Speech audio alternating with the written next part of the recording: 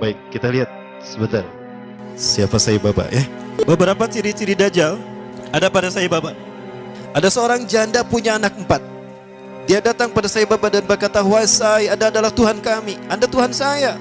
Saya seorang janda sudah 4 tahun ditinggalkan oleh suami saya. Saya punya anak 4, kami miskin Sai. Kami ingin merubah hidupnya. Anda adalah Maha Kaya Tuhan kami. Tolong kami beri karunia."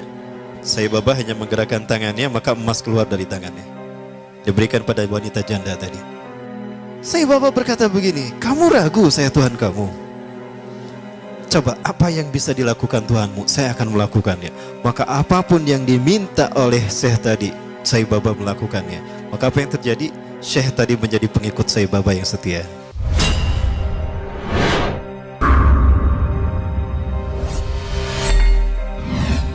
Maka jika ada manusia yang luar biasa di antara kita, itu adalah mereka yang dibentuk oleh Dajjal. Contohnya siapa? David Copperfield, David Mindfreak. Siapa lagi? Para The Master ya. Nah, jangan salah penulisan. Ada juga Rael juga sama.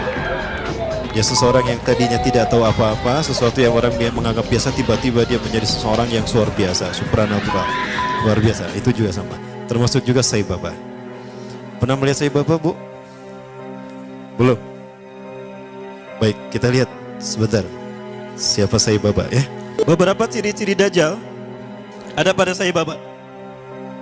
Yang pertama, Rasulullah SAW menyebutkan, apabila engkau melihat Dajjal, maka engkau akan melihat di kepalanya sesuatu mirip mahkota.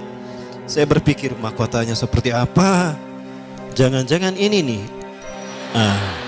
Brekele, itulah mahkotanya. Oh betul loh, jangan salah. Rambutnya itu mahkota Dajjal. Kemudian dari tatapan, aura tatapan matanya adalah sihir. Maka siapapun yang terkena tatapan, pas tatapannya bertemu, itu maka dia ada dalam kendali Dajjal. Hatinya ada dalam genggaman Dajjal. Lihat mata Sai Baba. Dan Sai Baba selalu menggunakan pakaian yang digunakan oleh Nabi Isa, kata Rasulullah nanti. 3 warna, celupan warna merah, orange, kuning, dan putih. Sai Baba selalu menggunakan itu. Para pengikut Sai Baba banyak tersebar seluruh dunia. Terbesar kalau di Indonesia ada di Magelang, Jakarta, Surabaya. Para pengikut Sai Baba disebutnya Deputi. Pemimpin Deputi Indonesia, pengikut Sai Baba adalah pemimpinnya Anand Krishna. Pernah mendengar Anand Krishna ya? Masih hidup Anand Krishna? Nah, Anand Krishna ini adalah pemimpin pengikut Sai Baba. 20 ciri-ciri Dajjal ada pada Sai Baba. Nah, kemudian ada pesawat di Venezuela ketika take off, baru 2000 atau 3000 kakian, itu terjadi turbulensi. Ya, pilotnya sudah pasrah saat itu. Kopilotnya keluar dan berkata, "Siapa di antara kalian yang menjadi pengikut Sai Baba?" Ternyata pramugarinya, "Saya." "Cepat berdoa untuk Sai Baba, minta kepadanya agar dia menolong kita."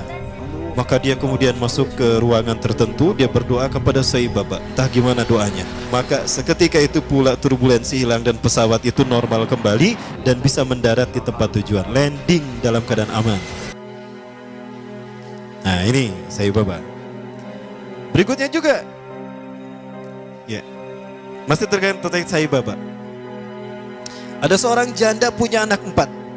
Dia datang pada Sai Baba dan berkata, "Wahai Sai, Anda adalah Tuhan kami. Anda Tuhan saya. Saya seorang janda sudah 4 tahun ditinggalkan oleh suami saya. Saya punya anak 4, kami miskin Sai. Kami ingin merubah hidupnya. Anda adalah Maha Kaya Tuhan kami. Tolong kami beri karunia." Sai Baba hanya menggerakkan tangannya, maka emas keluar dari tangannya. Diberikan pada wanita janda tadi. Ada seorang syekh dari Arab ingin menghujah Sai Baba. Ingat Rasulullah pernah berkata, ketika kalian melihat Dajjal, lari menjauhinya. Jangan kalian mendatanginya, karena sekuat apapun hujah kalian, jika kalian tidak yakin dengan keimanan kalian, kalian akan menjadi pengikutnya. Akan ada seseorang ketika Dajjal muncul, dia datang menghampiri Dajjal. Yahujja bihujatihi, dia menghujah dengan kemampuan pikirnya.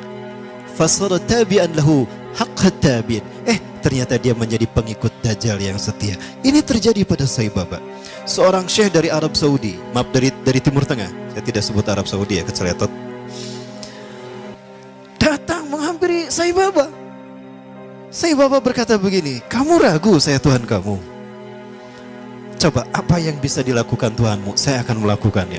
Maka apapun yang diminta oleh Syekh tadi, Sai Baba melakukannya. Maka apa yang terjadi? Syekh tadi menjadi pengikut Sai Baba yang setia. Baik, kita masih bicara Sai Baba. Penuh sihir kan tatapannya ya? Begitulah Dajjal. Dajjal lebih dahsyat daripada ini. Suatu saat Sai Baba pernah diundang ke Amerika.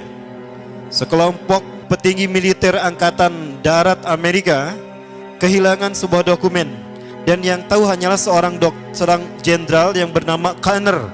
Jenderal Conner ini sudah meninggal. Maka dipanggillah Sai Baba. Ketika Sai Baba datang ke jasad Jenderal Conner, dia menaburkan tepung vibuti. Nanti saya perlihatkan tepung vibutinya insyaallah. Ya. Menaburkan tepung vibuti yang langsung keluar dari tangannya entah dari mana. Maka dengan cara diusap, sebagaimana Nabi Isa AS membangunkan jasad yang sudah mati. Maka apa yang terjadi? Jenderal Conner bangun. Maka ditanya, di mana arsip itu? Oh, arsipnya di sana. Dia pergi, diantar pakai mobil, dibukakan arsipnya. Ketemu arsipnya. Itu jin yang masuk ke dalam tubuh Jenderal Conner. Kalau Nabi Musa alaihissalam menghidupkan yang sudah meninggal dalam kisah sapi betina Al-Baqarah, itu nyata betul-betul hidup. Di mana dipukul dengan sebagian dagingnya kan? Fadribuhu bi ba'diha. Pukul dengan sebagian dagingnya. Itu betul-betul hidup. Nah, dia pernah melakukan apa yang semacam hal itu ya. Jenderal Conner pun bangun. Kemudian ada hal yang menarik lagi terkait dengan Sai Baba. Saya coba perlihatkan tepung vibuti yang dia keluarkan, yang dengannya dia menyembuhkan orang yang buta, ya, menyembuhkan orang yang membangunkan orang yang sudah mati. Tapi sekali lagi ini biiznillah, dengan izin Allah. Allah mengizinkan kepadanya untuk melakukan itu sebagai sebuah istidraj, rangsangan, ya. Apakah dia mau bertobat atau kembali kepada Allah Subhanahu wa taala? Sebelum ini muncul, ya ini agak lama.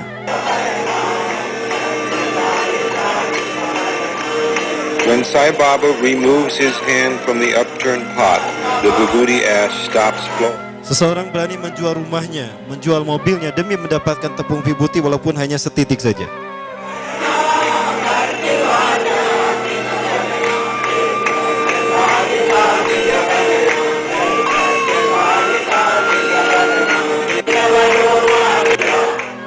Dapat dilihat tepung itu nggak habis-habisnya.